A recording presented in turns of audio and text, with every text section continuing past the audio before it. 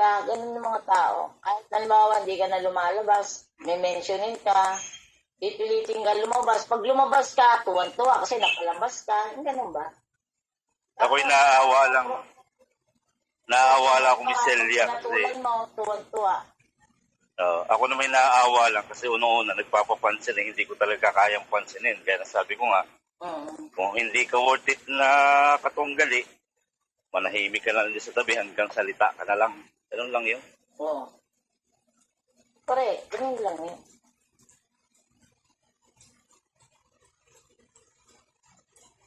Kasi lumalabas dito, kung sino yung sakit na sakit. Di ba? Puro negatibo ibabato sa'yo. So, masakit. Totoo yun. Di ba? Naniniwala Lang yun. ako. Oo.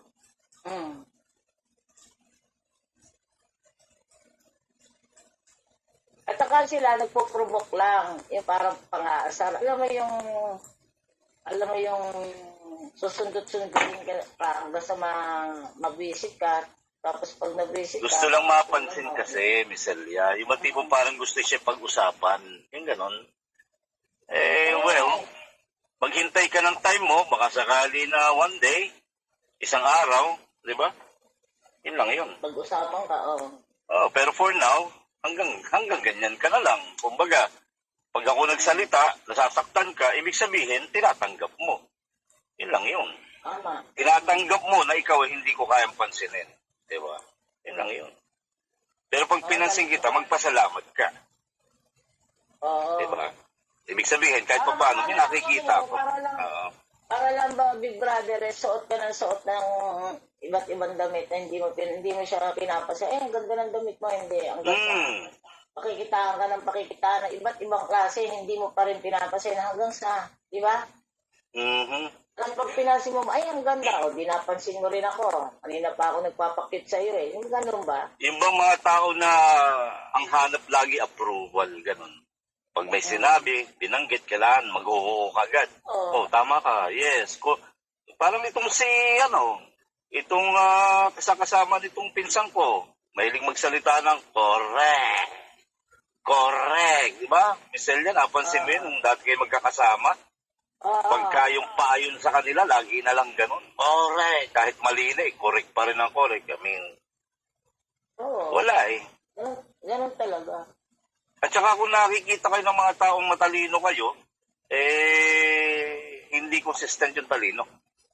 May alam, kung pwede. Pero yung talino, hindi ko alam. Kung talino ba talaga yung daladala ninyo.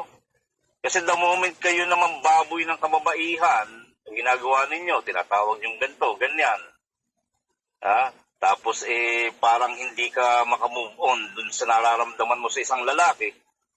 Ano ibig sabihin nun? Kung lalaki kang tao, at lagi mo naalala yung lalaki na walang ginagawa sa'yo, ano ibig sabihin nun, Miss Celia? Yun na nga eh. Di kaya type ako noon? Parang, ano ba? Diba? Kasi unang-una, lalo na kung may karelasyon ka, no? Kung may karelasyon ka, tapos nakikita yung features ko, yung itsura ko, malay mo, diba? Pinupuri ako nung, mga ganon. Tapos pinag-awayan nyo pa ako na hindi naman ako kasali dyan sa relasyon ninyo, mga ganon. Kailangan, ipakita mo na malalamangan mo si Big Brother. Yun lang yun. Pakita mo dun sa kayang-kaya mong talunin si Big Brother when it comes to yung sinasabi mo. Pag matalino, basahin ko to. Sabi ni Matandang Bakla, Idol Celia Martinez, balisaw-sawin din yung si Rex Baker, tanga gaya ng nabudol niyang si David, tanga kahit nag-sorry pa